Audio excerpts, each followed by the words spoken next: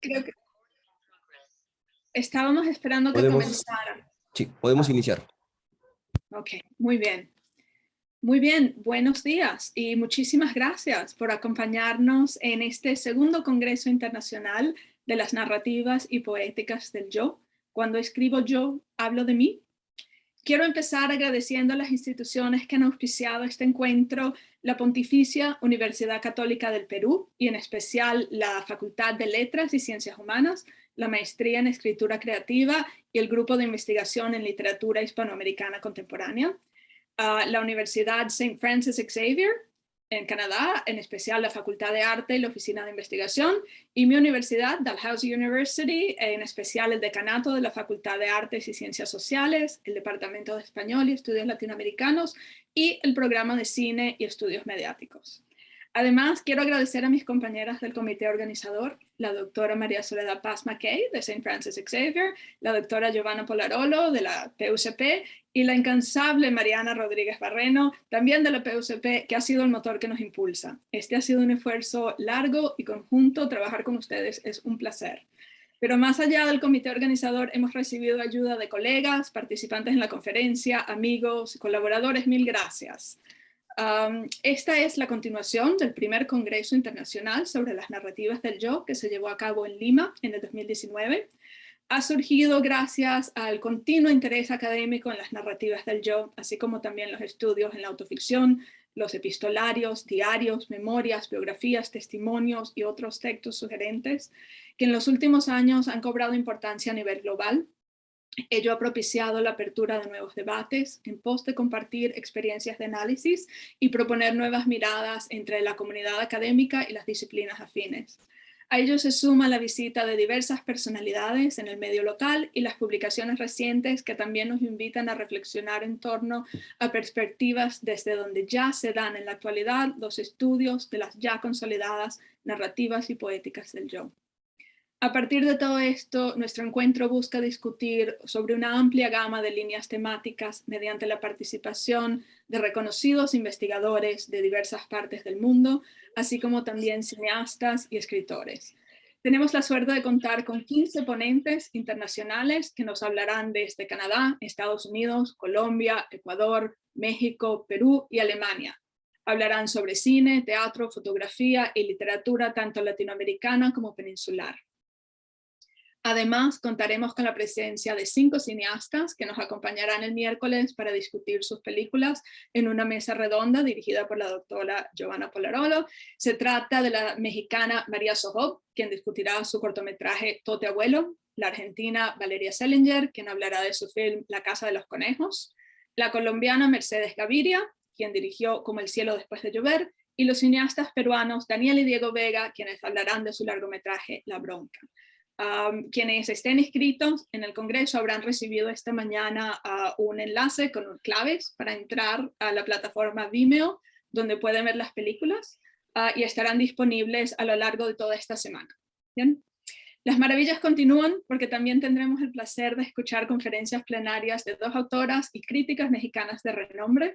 Dentro de poco dejaré de hablar y escucharemos una conferencia plenaria de Margot Glantz titulada La conquista de la escritura, autobiografía o agiografía. Mañana participaremos en un conversatorio entre la escritora Cristina Rivera Garza y Alexandra Ortiz Wallner. Y finalmente, el miércoles cerraremos la conferencia con un homenaje a la memoria de Leonor Arfuch, presentado por la doctora Julia Musitano del Instituto de Estudios Críticos en Humanidades de la Universidad Nacional de Rosario. Sin más, permítanme introducir a nuestra invitada de hoy, Margot Glantz, quien nació en la Ciudad de México el 28 de enero de 1930, es escritora, ensayista, crítica literaria y académica mexicana. Realizó estudios de letras inglesas en la Facultad de Filosofía y Letras de la Universidad Nacional Autónoma de México. Después de graduarse, continuó sus estudios académicos en París, donde se doctoró en letras en la Universidad de la Sorbonne. En 1958 empezó su trayectoria académica en la Facultad de Filosofía y Letras de la UNAM, donde ha ejercido la docencia por más de 50 años. Ha impartido cursos de literaturas clásicas, lenguas modernas, letras mexicanas, hispanoamericanas. También ha sido reconocida como profesora en visitante en universidades tan prestigiadas como Yale, Princeton, Harvard y Berkeley, entre otras muchas. En 1966 fue fundadora y directora de la revista Punto de Partida de la UNAM. En el 77 y hasta el 85, Glantz fue colaboradora de Radio Universidad y del periódico Uno más Uno. En el ámbito de la difusión cultural tuvo varios cargos. Ejerció como directora del Instituto Cultural Mexicano-Israelí del 66 al 70, del Centro de Lenguas Extranjeras de la UNAM entre el 70 y el 71. Fue directora de literatura en el Instituto Nacional de Bellas Artes entre el 83 y el 86, y también ha representado a su país como agregada cultural en la Embajada de México en Londres. En 1995 fue elegida miembro de número de la Academia Mexicana de la Lengua para ser la tercera ocupante de la silla número 35, de la cual tomó posesión en noviembre del 96. En el 2010 recibe el premio de la Feria Internacional del Libro de Literatura en Lenguas Romances, anteriormente llamado el Premio Juan Rulfo.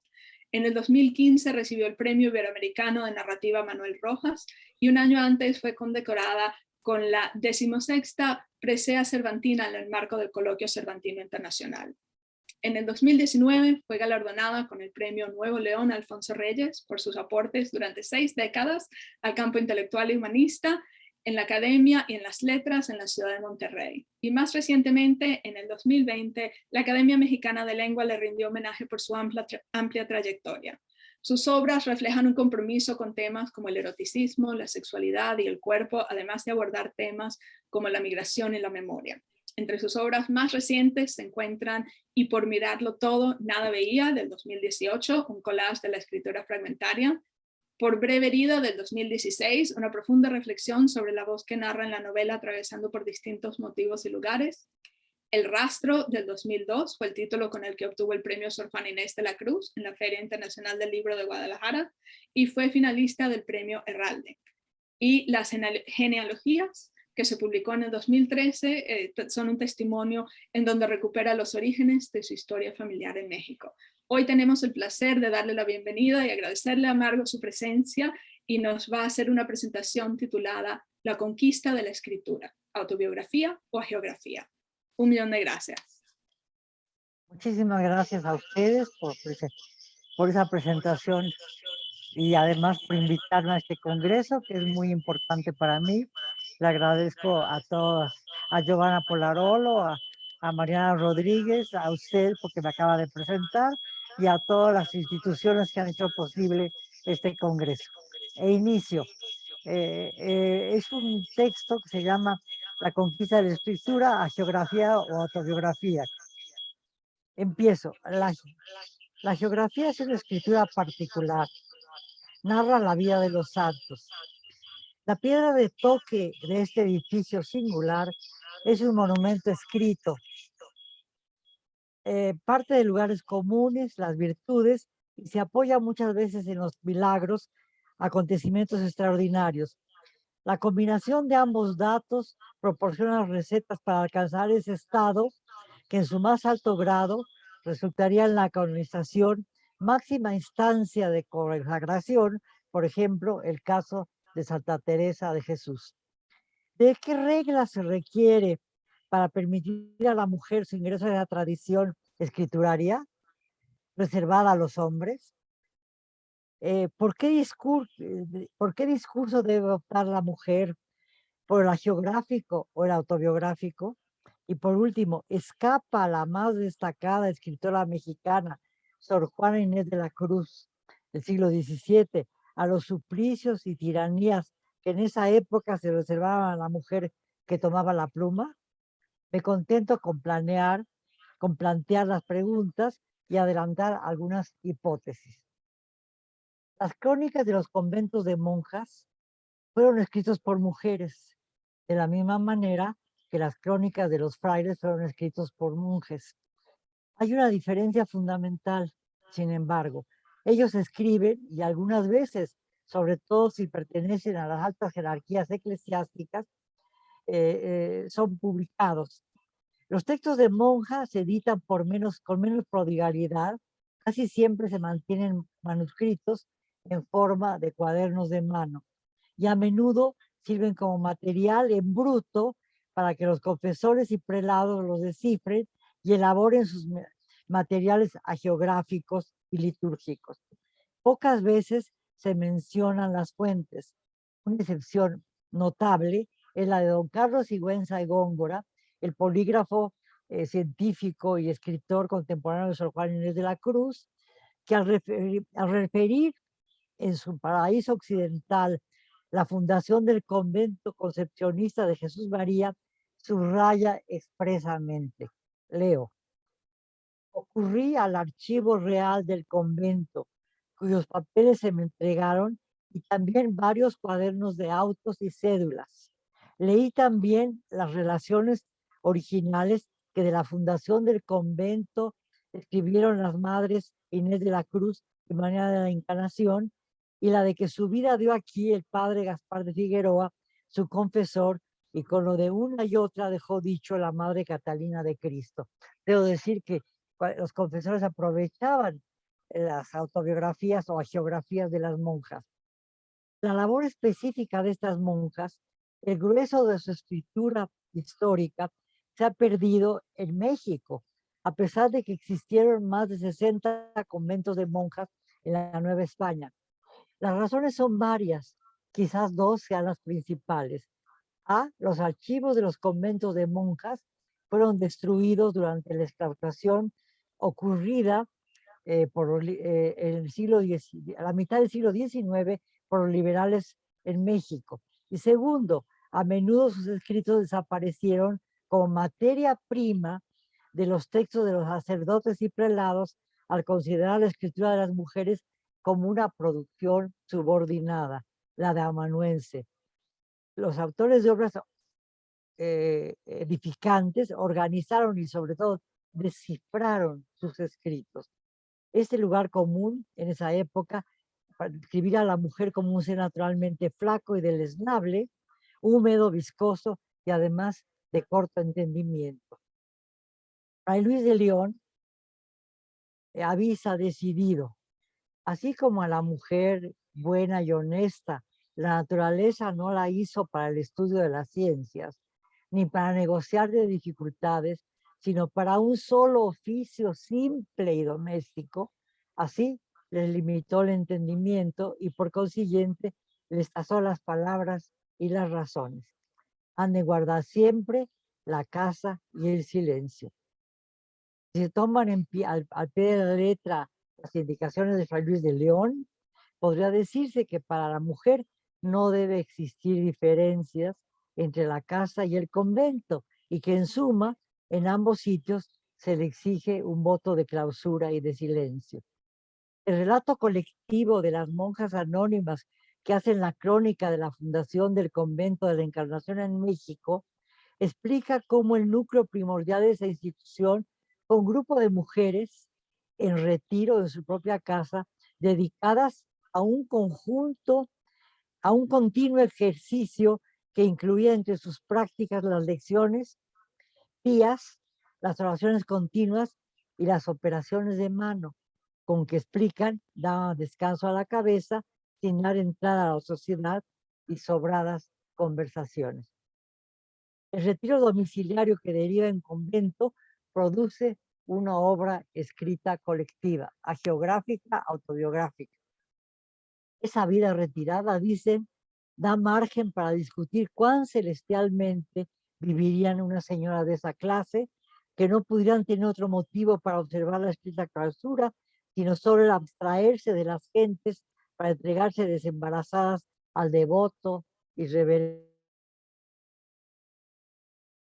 trato con Dios nuestro Señor. Y como cada estado tiene sus virtudes, que son de todas, tienen otras que les son propias, las de una doncella, hija de familia, que son la sujeción, la obediencia, el recogimiento, el silencio, la compostura y la modestia. Fray Luis de León tenía razón. La casa y el convento pueden ser una sola cosa. Es más, en ambos sitios, tanto las mujeres decentes como las monjas hacen labores y operaciones de manos. Las operaciones de manos son descritas por Sor Juana Inés de la Cruz como esas habilidades de labores y costuras que deprenden las mujeres. Una monja carmelita, Sor Juana de Jesús María, fue muy diestra en todo género de costura, labrando, deshilando, bordando todo lo necesario en la sacristía. Hizo los ornamentos de la iglesia, los vestidos de los santos, reliquias pequeñas y grandes, además de ocupar el cargo de cronista de su orden. Entre las labores de mano está, sin lugar a dudas, asociada con ellas la escritura. A diferencia del bordado, el deshilado, el labrado, las labores de mano propiamente femeninas, catalogadas como actividades lícitas y normales, la producción de la escritura femenina es ambigua y sufre los vaivenes que le imprime el dictamen de los confesores. Es una actividad sospechosa y vigilada, por lo que puede volverse intermitente o desaparecer por completo. Las monjas podían dedicarse a escribir para reglamentar las actividades de su convento. Eran contadoras, escribanas y, ya los vimos, cronistas. Pero en realidad, las monjas escriben fundamentalmente para cumplir con las órdenes de su confesor, quien puede obligarlas a escribir sin tregua o a suspender sin motivo aparente ese ejercicio. Más significativo aún es el hecho de que los prelados de alta jerarquía eclesiástica obligasen a los confesores menores a exigir a unas monjas una escritura autobiográfica. El obispo Manuel Fernández de Santa Cruz, que con el seudónimo de Sor Filotea imprimió la carta atenagórica de Sor Juana Inés de la Cruz, exige a otro de sus subordinados que le proporcione materiales de primera mano de las monjas del convento al que se haya escrito ese confesor. Apúrenle más en que diga lo demás que le pasó en los 20 años del siglo, pues no es posible que no tenga más. Y con ocasión de que se refiere, si tuvo tentaciones, otros trabajos anteriores y socorros espirituales de Dios, se acordará para decirlos. Guarde usted, guarde vuestra merced, guarde vuestra merced con cuidado los papeles y envíelos, los de esta otra persona, con don Ignacio.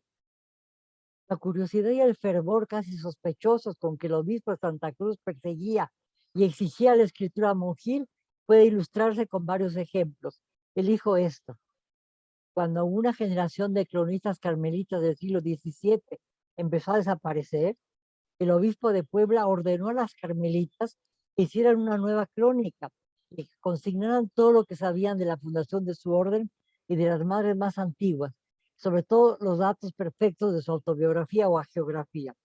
Los cuadernos de mano que las monjas escribieron los revisó él mismo, mandando que continuaran la crónica, anotando en ella todo lo que le pareciera importante en la vida del monasterio, así como las biografías de las monjas que fueran muriendo, que se tramaba de los textos que ellas mismas habían escrito antes de morir. Cadenas de servidumbre, las autobiografías o vidas escritas por monjas servían en ocasiones, como ya lo he dicho, solo como materia prima, utilizada para elaborar los sermones o relatos edificantes de los altos dignatarios eclesiásticos. Numerosos manuales de mano, numerosos manuales dan cuenta de esta actividad. En última instancia, otra forma de ejercicio espiritual y práctico. Su nombre mismo lo proclama. Se conocen con el nombre genérico de prácticas de confesores de monjas. Y en las licencias que autorizan la publicación de ciertos documentos suelen leerse declaraciones como la siguiente, incluida en el sermón de Sor María Inés de las Dolores, profesa en el convento de San Lorenzo en la Ciudad de México, un convento jerónimo como el de Sor Juana Inés de la Cruz. Sor María Inés de las Dolores era ciega y no se le permitió profesar hasta poco antes de morir, porque las que tenían enfermedades no podían profesar. Y como era muy santa, le permitieron profesar y dijo, para que vuestras reverencias puedan leer en ella el ejercicio práctico de las virtudes en que se ejercitaba, pues aquel continuo padecer que vuestras reverencias vieron y que ella no sabía explicar, lo descifra maravillosamente con qué destreza, con cuánto espíritu, con cuánta solidez y con cuánta alma el reverendo padre doctor don Juan Antonio de Oviedo de la Compañía de Jesús. Juan Antonio de Oviedo era el discípulo predilecto del padre confesor de Sor Juana, por ahorita se me olvidó el nombre, no importa, Núñez de Miranda, perdón. Por su parte, cuando las monjas declaraban que escribían por orden de su confesor, cumplían con el voto de obediencia, el cuarto voto, y que junto a los de clausura, castidad y pobreza, era jurado por las monjas al entrar en el convento. Este cuarto voto es obviamente uno de los puntales en que se apoyan los jesuitas y lo refuerzan también en los ejercicios espirituales, entre los que puede incluirse la escritura. Al mismo tiempo, hay que advertir que cuando las monjas avisan que han sido constreñidas a escribir, se hacen tributarias de una retórica a la moda, dan cuenta de un mandato, de un dictamen de los confesores. Revela de entrada la importancia que la sociedad patriarcal otorgaba a las mujeres, al tiempo que pretendía mantenerlas en el lugar que les había sido asignado. Pero esta explicación es simplista, oculta algo más.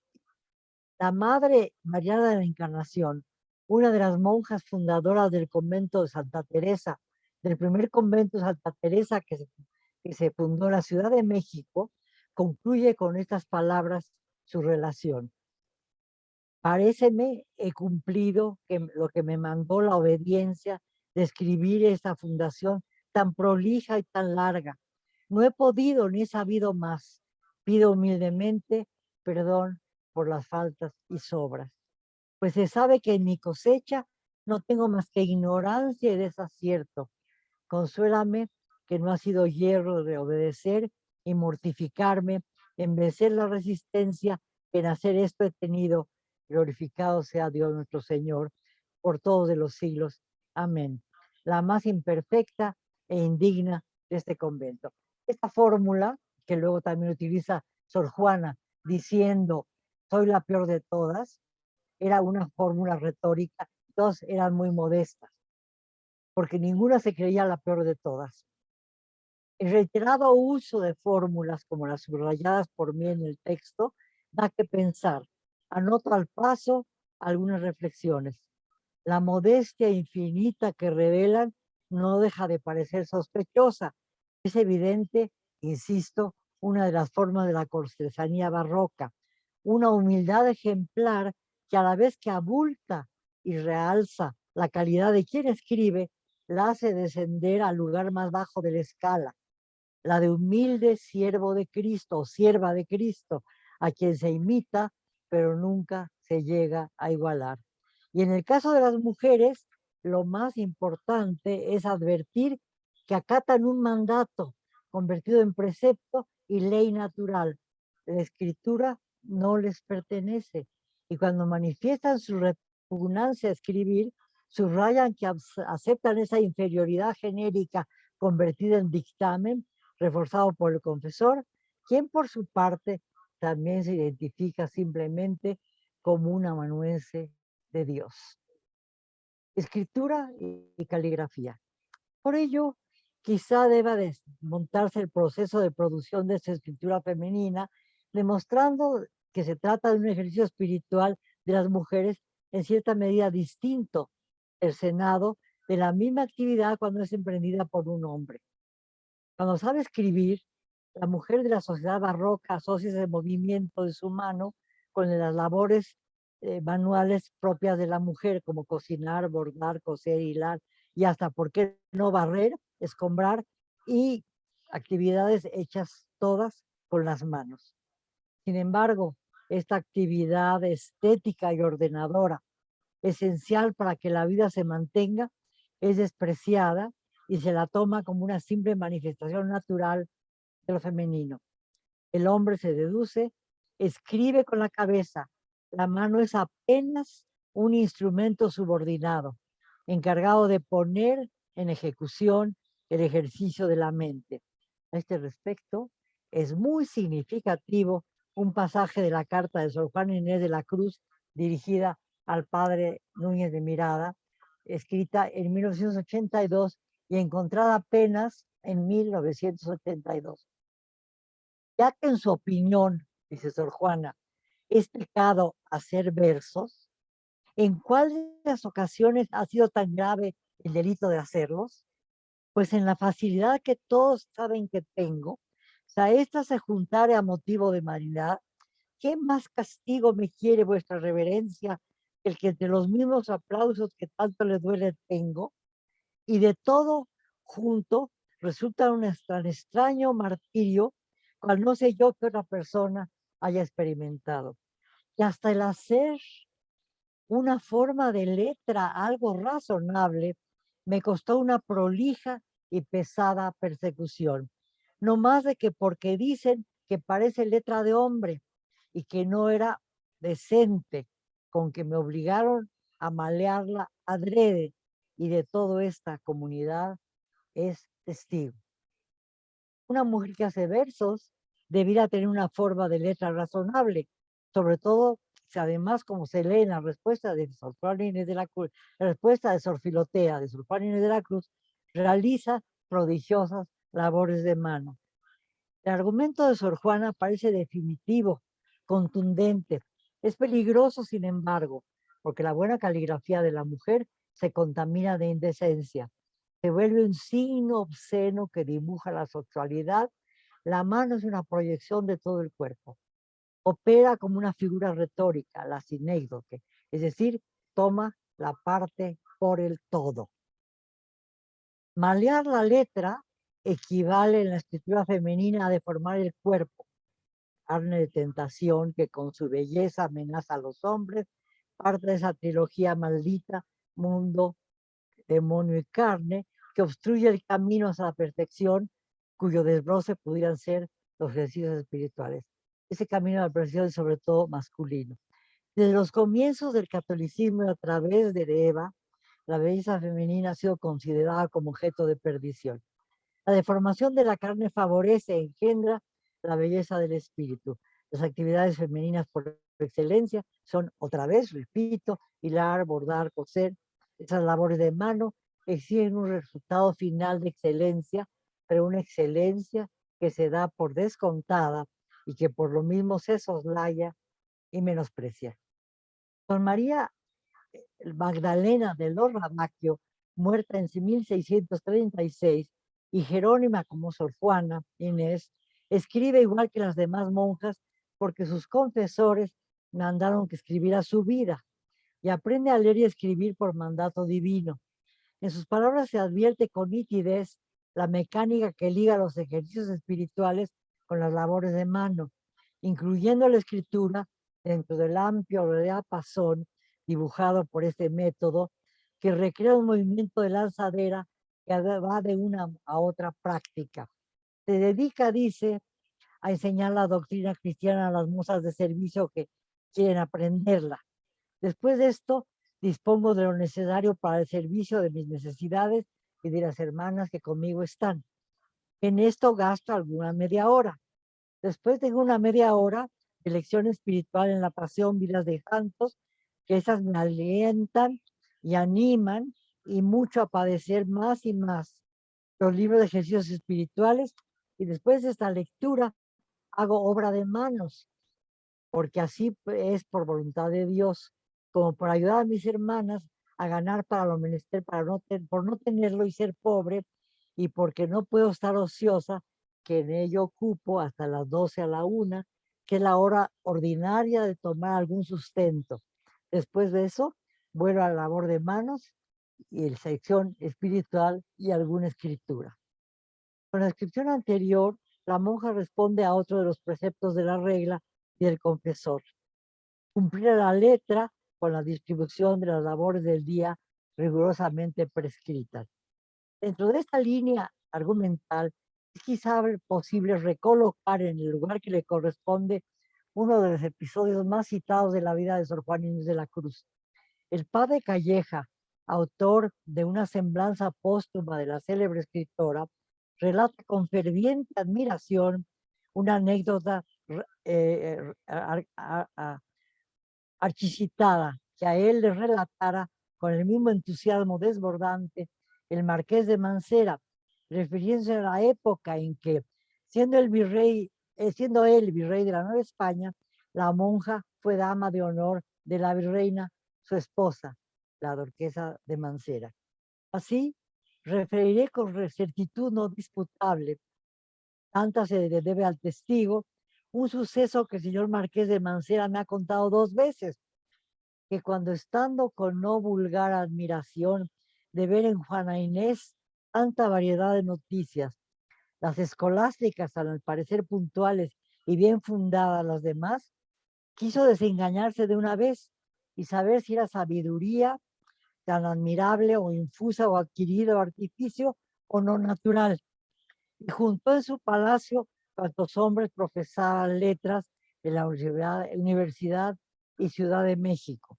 El número de todos llegaría a 40, y las profesiones eran varios, como teólogos, escriturarios, filósofos, matemáticos, historiadores, poetas. No desdañaron la niñez, tenía entonces Juan Inés no más de 17 años, de la no combatiente, sino examinada, tan señalados hombres que eran discretos, ni aun esquivaron descorteses la científica lid por mujer, que eran españoles. Y hasta sube el señor Marqués que no cabe en humano juicio creer que lo que vio, pues dice, a la manera que un galeón real, traslado las palabras de su excelencia, se defendería de pocas talupas que le embistieran, así se desembarazaba Juan Inés de las preguntas, argumentos y réplicas que tantos cada uno en su clase le propusieron. ¿Qué estudio? ¿Qué entendimiento? ¿Qué discurso y qué memoria será menester para esto? Es fácil declarar en este paisaje una admiración que enaltece y desvirtúa su objeto. Sor Juana es presentada como en una feria, a la manera en que se presentaban los prodigios. También entre las mujeres hay excepciones a la regla. Las monjas o beatas que merecieron una biografía en la que su vida fue descifrada por un hombre de razón, son calificadas siempre siguiendo el patrón de la virilidad. Una mujer verdaderamente varonil o de manera superlativa se convierte en un Job de las mujeres. Añado, para mostrar su redundancia, un ejemplo más. Esta de América septentrional, tan celebrada por sus ricos minerales, puede gloriarse de haber sido patria de una mujer tan heroica que podemos aplicarle el espíritu de la mujer fuerte, refiriéndose a Sor Juana, por su espíritu varonil y magnánimo corazón. En ese correlato de paralelos, una gran mujer se ha convertido en un gran hombre. Sor Juana coagula las dos conificaciones, porque dice el padre Calleja, el lector no discurra por sí, hablando de lo que acabo de leer, que yo solo puedo afirmar que de tanto triunfo quedó Juana Inés, así me lo escribió preguntada, con la poca satisfacción que de sí, que si en la maestra, la escuela elemental, hubiera labrado con más curiosidad el filete de una vainica. ¿Y qué es una vainica? El diccionario de la Real Academia la define como el deshilado tenido por adorno que se hace específicamente en el borde de los dobladillos. Y por su etimología aprendemos también que vainica procede de vaina, que a su vez proviene de la palabra latina vagina. Una vainica solo puede entonces confeccionarla una mujer.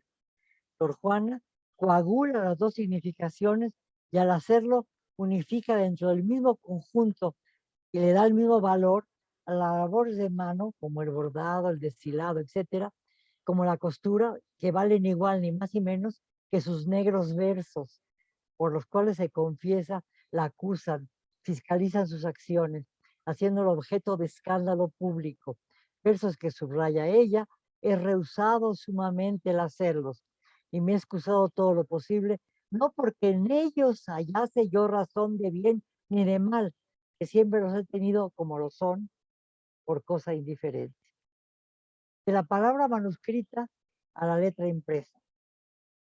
Pareciera que la literatura femenina novohispana hubiera sido escrita, salvo excepciones, por mujeres que declaraban que no deseaban escribir. En esto Sor Juana tampoco es una excepción. Si nos atenemos a sus comentarios expresos, no solo en la respuesta a Sor Filotea, sino a la carta llamada de Monterrey que leí antes, la encontrada en 1982 y escrita en 1682. Como lo he subrayado varias veces, la mayoría explica que escribió por mandato expreso de sus confesores, celosos de vigilar su intimidad y controlar sus más íntimas acciones hasta el flujo de su pensamiento. La literatura entonces se mantuvo casi siempre manuscrita, reitero, en copias llamadas de mano que las religiosas se encargaban de caligrafiar. La Madre Mariana de la Encarnación, devota, dada al misticismo, se comunica con Dios a través de cuadernos de la vida de nuestra Santa Madre Teresa de Jesús. Eran de mano sus cuadernos, que sus libros aún no estaban impresos. Lo mismo le pasó a Santa Teresa, sus cuadernos de mano, la vida de Santa Teresa de Jesús, que era mandato de su confesor, fue publicada mucho tiempo después cuando fue canonizada. La escritura de mujeres en general se recluía en el convento. Está hecha para la edificación silenciosa y como apoyo a los ejercicios espirituales. Los borrones, las tachaduras, las rayas inscritas en los cuadernos de mano reproducen otro esquema muy singular, el de la mortificación, las pasiones registradas en el propio cuerpo de las monjas. Este sería un tema largo de desarrollar aquí. Cumplo con anotarlo y señalar que converge con la invitación de Cristo esbozado al principio de este ensayo. Otras ramificaciones de este tema que me contento con señalar y que intento dilucidar luego, se relaciona con la escritura prohibida refundida en los archivos de la Inquisición, que en forma de procesos permite vislumbrar esa posible escritura de monjas o beatas condenadas por la Inquisición, muchas veces junto con sus confesores. Y lo menciono porque mucho lo catalogado por el Santo Oficio como escritura subversiva permanece como muchos de los cuadernos de mano sin imprimir. Quiero dar un final provisorio a este escrito. Para ello volveré a Sor Juana Inés de la Cruz.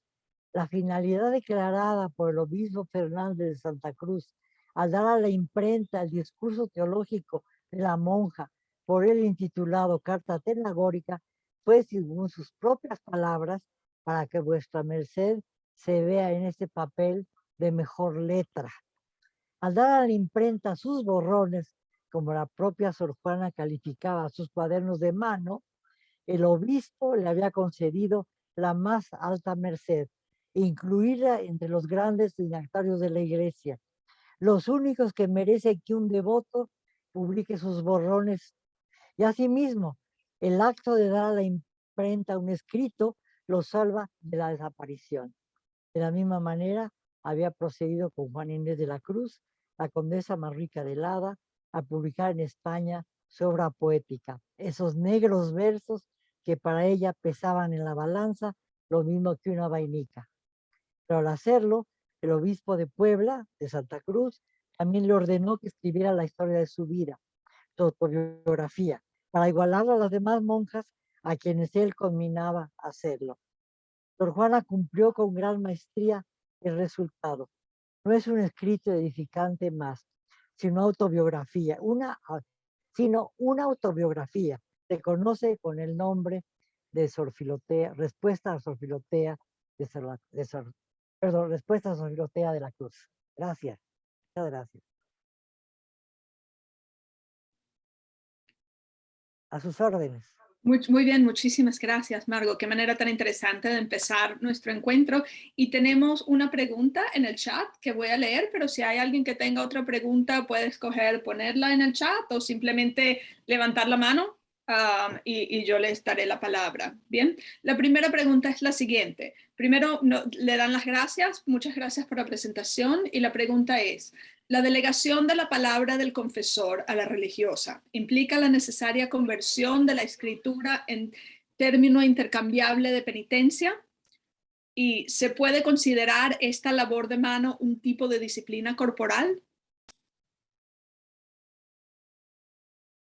Y como he dicho, los confesores les pedían a las monjas en casos especiales, pues, acabo de leer lo del obispo de Santa Cruz, que por cierto, hay un libro publicado por un discípulo suyo, Fray Miguel de Torres, que era sobrino de Sor Juana, en donde hay la vida de más de 20 monjas que él pidió que escribieran sus memorias, y todas están dedicadas directamente a él como obispo de Santa Cruz, ¿no? La única carta que está dedicada a él como Sor Filotea, porque él firmó la carta como Sor Filotea de la Cruz para publicar, le mandó una carta a Sor Juana para que publicara Crisis de un sermón que Sor Juana había llamado como carta tenagórica, que la llamó él, le pide a Sor Juana que publique que escriba su autobiografía. Pero esa autobiografía es la respuesta a Sor Filotea de la Cruz. Bueno, en ese sentido, evidentemente,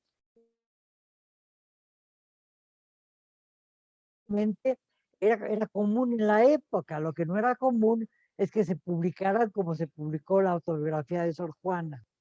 Ahora, las monjas muchas veces tenemos, lo mencioné, hay una escritura corporal que no se nota en los escritos que luego se escriben sobre su escritura corporal, que son las mortificaciones que las monjas se hacían a su propio cuerpo para poder, las flagelaciones, los ayunos, los flagelos, los hierros, las camas con una cantidad de objetos espantosos, que son torturas casi inquisitoriales que las monjas infligían a sí mismas para poder luego escribir esas torturas y conseguir mediante la escritura de esas torturas la posibilidad de ser beatas o santificadas, como sucedió con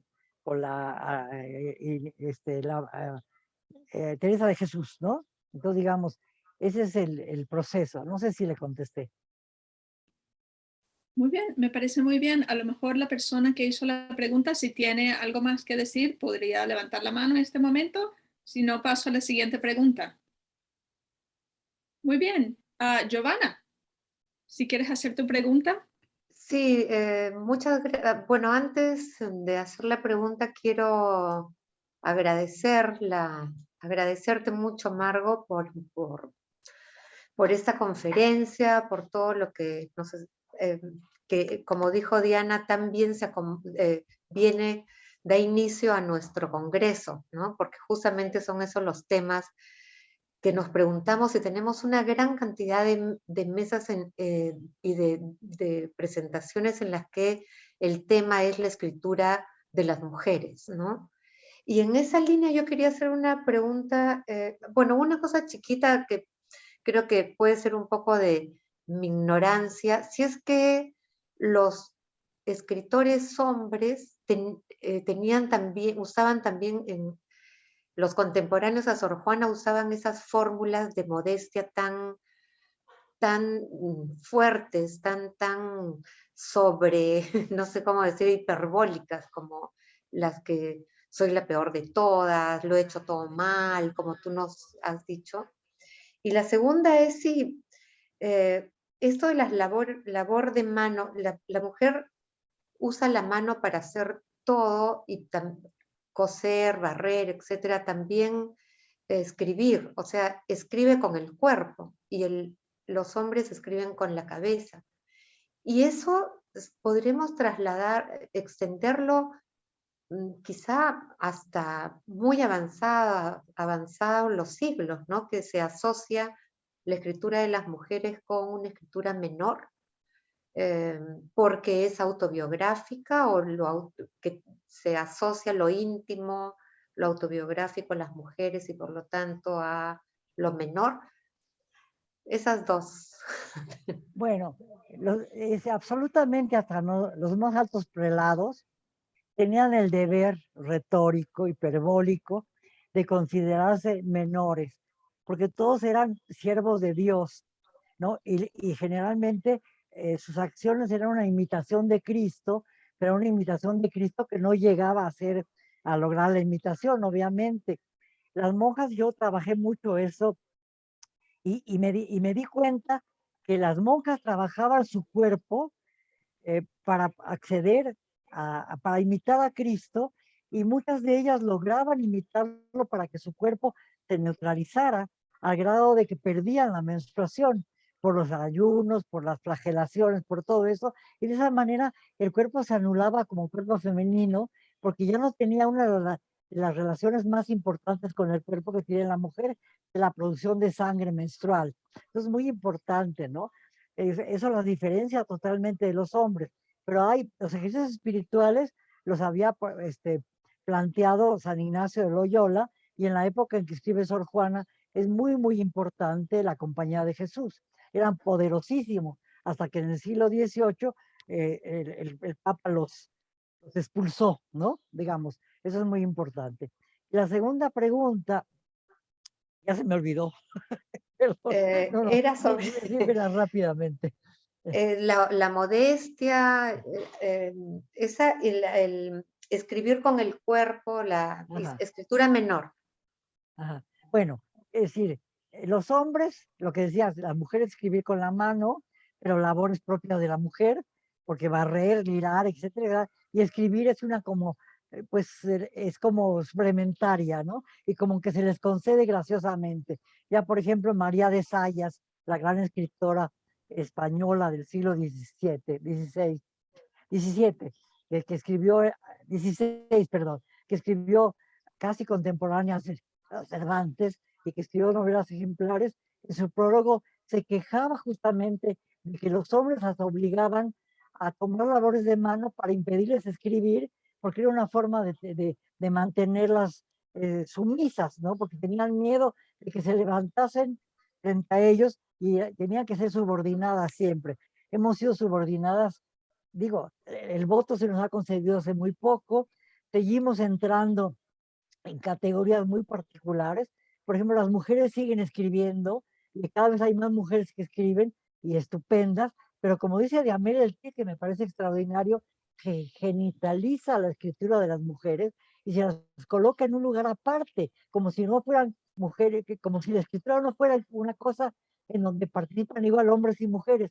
Y al ponerlas en una especie de receptáculo especial, escritura femenina, se las condena a ser de cualquier manera biológicamente mujeres inferiores a los hombres, aún en la escritura que ahora es tan potente en las mujeres, ¿no? En la época de Sor Juana fue privilegiada, fue una gran escritora, quizás hubo otras no sé si tan grandes como ella, debe haberlo sabido, pero había prohibición de que escribieran y por tanto no trascendió. En cambio, Sor Juana tuvo la suerte de tener mecenas. Primero, la marquesa de Mancera, que cuando ella estaba en la corte, cuando era jovencita, y luego la condesa de Paredes, marquesa de la Laguna, María Luisa Manrique de Lara, que junto con su marido, el conde de Paredes, la protegió enormemente. Ellos vivieron en México de 1682 a 1688. Y la marquesa de la Laguna, primero cuando todavía estaba de virreina, mandó imprimir los versos de Sor Juana en lo que se llamó la Inundación Castálida. Y luego cuando regresó a la metrópoli, se llevó consigo muchísimos de los documentos más importantes de la obra de Sor Juana y los publicó a su cuenta. Gracias a ello, la obra de Sor Juana sobrevivió. Ella, la obra de Sor Juana fue tan importante que tuvo muchísimas reimpresiones y reimpresiones piratas también, cosa que era dificilísima en su época, porque la impresión era muy difícil, porque era costosísima y porque además necesitaba patrocinios, digo, licencias y de los altos prelados de las diferentes órdenes, tanto seculares como religiosas, y también de las autoridades reales, ¿no? Entonces, publicar era verdaderamente muy difícil. Y Sor Juana tuvo como 20 reimpresiones de sus obras. La tercera parte de las obras de Sor Juana ya no las publicó la marquesa, sino un personaje importante de México, que luego fue un obispo, ¿no? Castorena y Ursúa, que se publicó en 1700, la fama y obras póstumas de Sor Juana cuando ella ya había muerto. Murió en 692, 95, perdón. En 692 se publicó, en 91 la Tenagórica y en 92 la respuesta a la Filotea en la edición de Sevilla que hizo la condesa de Paredes, ¿no? Entonces, si te contesté, me voy por las ramas. No, no, por supuesto, sí me contestaste y mucho más de lo que, de lo que pensaba. Gracias. A ti, al contrario. Muy bien, tenemos un par de preguntas más. La siguiente dice, muchísimas gracias, Margot, por la interesante presentación. Y la pregunta es, ¿podría extenderse en las deformaciones de la caligrafía de la escritura femenina? ¿Y dirían estas algo sobre la resistencia a la escritura o cuentan una historia diferente? Bueno, es decir, yo leí un fragmento muy importante de la carta al padre Núñez, la carta que se encontró en 1982 y que de alguna manera corrige muchas de las tesis que se tuvieron sobre la escritura de Sor Juana, ¿no? Y Sor Juana habla explícitamente que ella, que sabía que era música, que tocaba instrumentos, que cantaba, que compuso miles de cosas importantísimas, ¿no? Y que ella consideraba como obras que le habían exigido escribir, no por su cuenta y no por su gusto, sino solo el papelillo que llaman primero sueño, ¿no? Es decir, pero Sor Juana le exige una prelada en su convento que malee la letra, porque escribir con buena caligrafía es considerada como indecente, porque es imitar la de los hombres. Yo digo, cuando me preguntó Giovanna el problema de la cabeza y la mano, diferenciando la cabeza como posibilidad de escritura masculina y la mano con posibilidad de escritura femenina asociada a labores propias de su género. Pero los hombres escriben con la mano, y las mujeres que escriben con la cabeza y con la mano igualito, pero la clasificación las limita a que apenas puedan escribir. Yo leí un fragmento que es importante de una monja que cuenta las vicisitudes enormes que tiene para escribir, porque no les enseñaban a escribir, escribían solo algunas. Generalmente muchas ni siquiera sabían leer, ¿no? Escribe la dificultad que tiene los borrones, las tachaduras, lo que le cuesta trabajo a poder acceder a la petición expresa, es un mandato de su confesor para que escriba su vida, ¿no? Muchas veces las monjas se confesaban, contaban su vida y los confesores las escribían, eran sus amanuenses, ¿no? Entonces, digamos, el acceso a la escritura es muy difícil porque está prohibida para las mujeres en muchas ocasiones. Es contradictorio porque les exigían escribir su vida, pero al mismo tiempo les exigía que escribieran mal. Es una cosa muy complicada, ¿no? Pero muchas monjas les costaba trabajo escribir. Sor Juana era inteligentísima, aprendió a leer a los 3 años, escribía desde los 3 años. Entonces, digamos, su letra era una letra común y corriente en la época, que es muy enrevesada para nosotros, pero era una letra muy fina que se consideraba indecente, porque parecía de hombre. Muy bien, muchísimas gracias. Qué interesante. No quiero perder tiempo, quiero dar paso a todas las preguntas que hayan. La siguiente dice de nuevo, muchísimas gracias por una excelente presentación. La revisión del corpus de escritura colonial, leída hoy, actualiza no solo el canon de la escritura femenina colonial, sino que dialoga con mucha potencia con la escritura actual, muy particularmente vinculada a la relación cuerpo-escritura. Yo digo que si, por ejemplo, hay cosas de García Márquez que yo creo que tienen que ver con esa escritura de monjas. Es muy interesante. Yo también planteo en mi texto que hay que investigar en los archivos de la Inquisición, ¿no? Porque hay muchísimos datos de monjas que fueron condenadas por la Inquisición, a veces con sus confesores, porque lo que escribían acaba el Santo Oficio pensando que era blasfemo, ¿no? Entonces hay muchas cosas que son muy interesantes de trabajar. Y creo que la escritura de esas monjas es profundamente moderna y que se puede hacer un trabajo interesantísimo leyéndolas, ¿no? Por ejemplo, este, bueno, la madre de Castillo, María Josefa de Castillo de Colombia, que es interesantísima y que escribió versos también muy importantes. Entonces, que al mismo tiempo le copió a Sor Juana, porque decía que eran suyos, pero bueno, algunos, la mayor parte son de ella, pero algunos eran copiados de Sor Juana porque en aquella época no eran considerados plagio, ¿no? Sino que ella firmaba, ¿no? Ahora, Sor Juana, bueno, no sé si ya estoy contestando, ya me fui por las ramas, pero en fin. Yo creo que todos aquí estamos encantados de escuchar lo que Sí. tengas que decir, de verdad. Pero si prefiere, paso a la próxima pregunta. Dice, aprovechando que tenemos el privilegio de tenerla aquí, a mí me gustaría, si a usted le parece, si pudiera reflexionar sobre su propia escritura y sus vínculos entre memoria y autobiografía, autoficción, que son tópicos muy presentes en toda su escritura, al menos en Zona de Derrumbe y las genealogías. Bueno, toda mi escritura es autorreferencial, desgraciadamente. Le había prometido a Giovanna darle una conferencia sobre mi escritura, pero me pareció excesivamente narcisa. Me dijo que no le importaba que fuera yo narcisa, pero a la larga me Quería. importó y me parece más interesante hablar del proceso de la escritura, el trabajo que las mujeres han tenido para acceder a la escritura.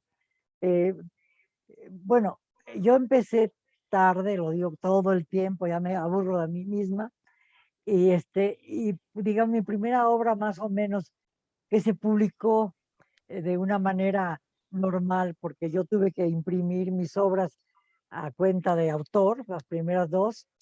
Pero las genealogías tuvo una repercusión importante. Primero la publiqué a manera de folletín en el periódico Uno más Uno durante año y medio, y luego cuando se fundó una editorial que se llamaba Martín Casillas, me pidieron que la publicara, hiciera yo una reestructura de los textos que había publicado como folletín, cosa que hice, y a finales de 1981 se publicó Las genealogías. Es un libro muy autorreferencial, pero se mantenía primero como una biografía de mis padres para entender lo que podía ser mi propia autobiografía, que luego se inmiscuye de una manera, interfiere con la de mis padres en el libro.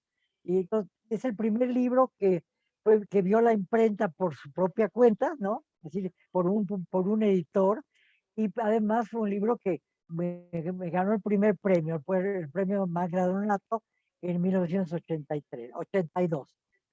Entonces, digamos, luego publicó otro libro que ya fue a cuenta del editor, Joaquín Mortiz, que se llamaba Síndrome de Naufragios, que está totalmente pues inédito ya, porque hace mucho que no se vuelve a publicar, y que ganó el premio Villaurrutia, un premio muy importante en México.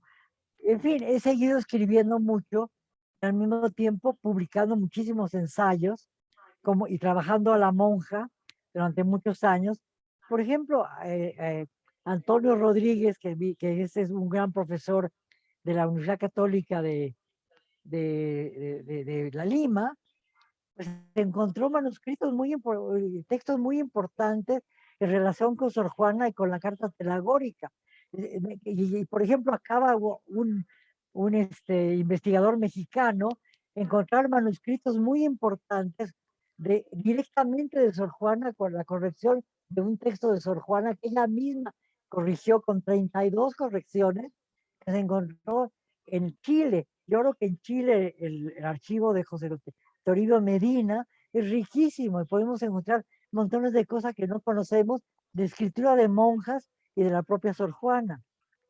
Ahora, me pregunta que si tiene que ver con mi propio cuerpo, pues sí, yo escribo mucho sobre el cuerpo y como es autorreferencial, escribo sobre el cuerpo. Y mi último libro publicado, que se llama El texto encuentra un cuerpo, es justamente un texto que se publicó en Argentina, en la editorial Ampersand en 2019, y que es la relación que tiene la escritura con el cuerpo, ¿no?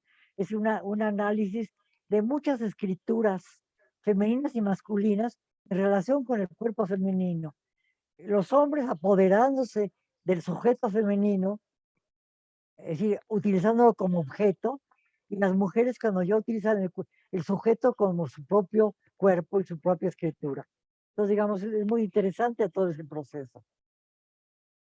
Y definitivamente un tema que seguiremos discutiendo en los próximos 3 días durante el Congreso. Mil gracias. La siguiente pregunta.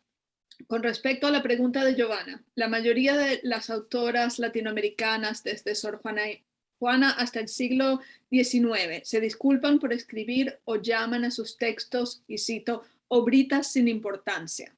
Muchas Bueno, no creen sí, perdón.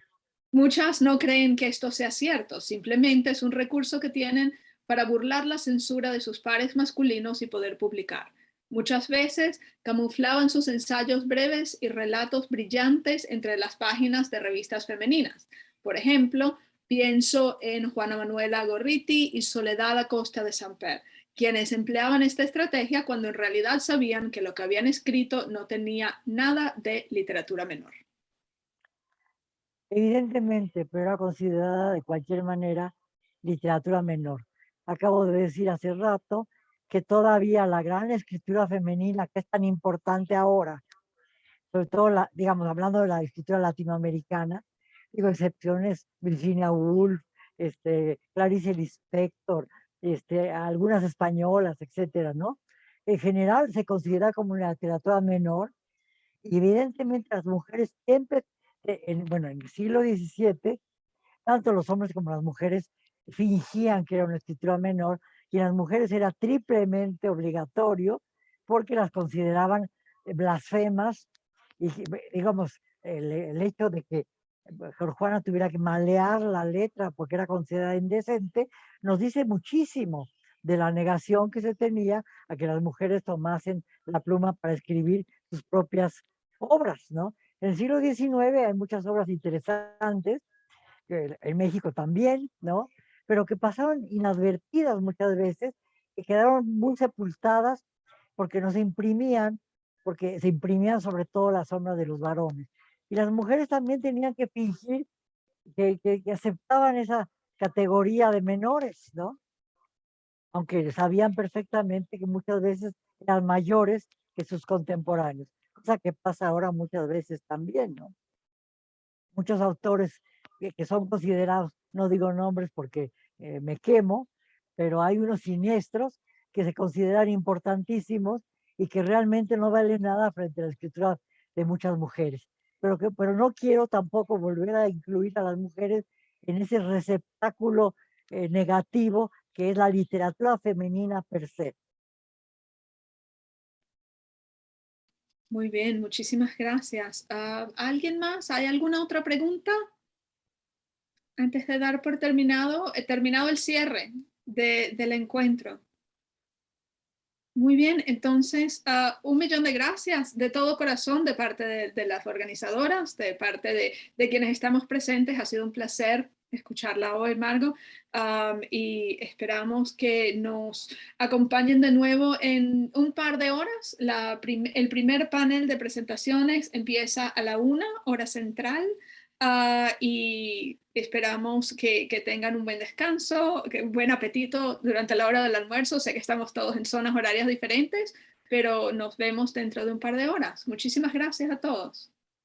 Muchísimas gracias a ustedes por invitarme, y me voy a excusar que no puedo participar más tarde porque tengo que hacer otras cosas urgentes que ya tenía como compromisos establecidos.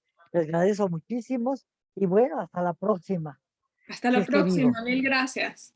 A ustedes, hasta luego. Hasta Chao, luego. Margo, hasta luego. Muchas Hasta gracias. luego, muchas gracias. Buenas tardes.